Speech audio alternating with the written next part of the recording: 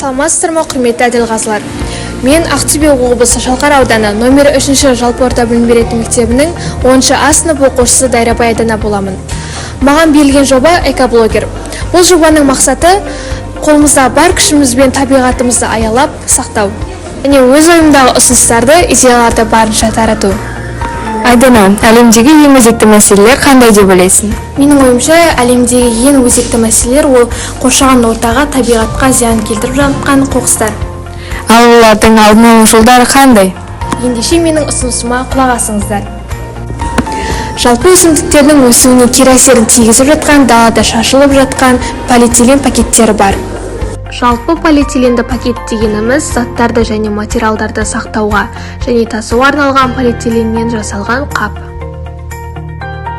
Полиэтиленді пакет қауіпті тегін шикізат.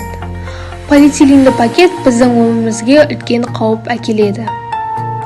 Ал статистикалық мәліметтерге сүйене отырып, тұрмыстық жағдайда тасталынатын қоқыстың 7-8% полиэтиленді пакет болып табылады. Ал басқа да пластикалық бөтелке қаптайтын пленкалармен қоса есептегенде ол шамамен 40-50% құрайды. Полиэтиленді пакеттердің зияны. Дүние жүзінде бір жылда 4 миллион пакет қолданылады. Олар 1 миллион құсты, 100 мың теңіз сүтқоректілерін және сансыз балықтарды өлтіреді. Мінекей, мына суреттен байқағандарыңыздай, тірі организмдер, жан-жануарлар, табиғат бәрі осылай уланып, өліп жатыр. Ал келесі кезек анықталған қызықты деректер. Бізге белгілі пакеттердің табиғи жолмен шөгуі, сүттің пакеті 5 жылда, пластик бөтелке кем дегенде 100 жыл, жұқа полиэтиленді пакеттер 10-20 жыл. Ал қызықтысы 400 жыл бір полиэтиленді пакеттің табиғатта шөгу уақыты.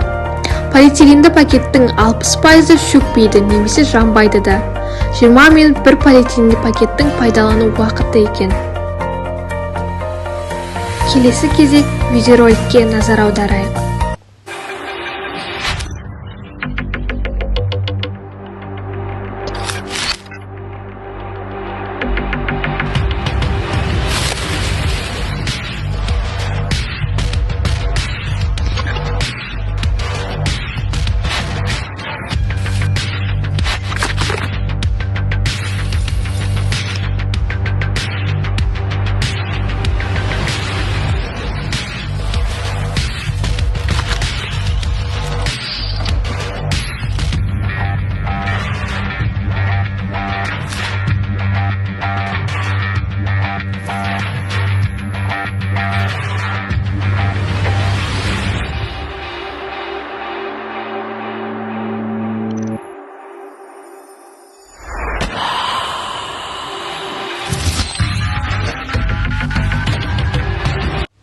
Ендеше қорытындылай келе, полиэтиленді пакеттердің орнына экология зияны тигізбейтін сөмкелерді қолданған жөн.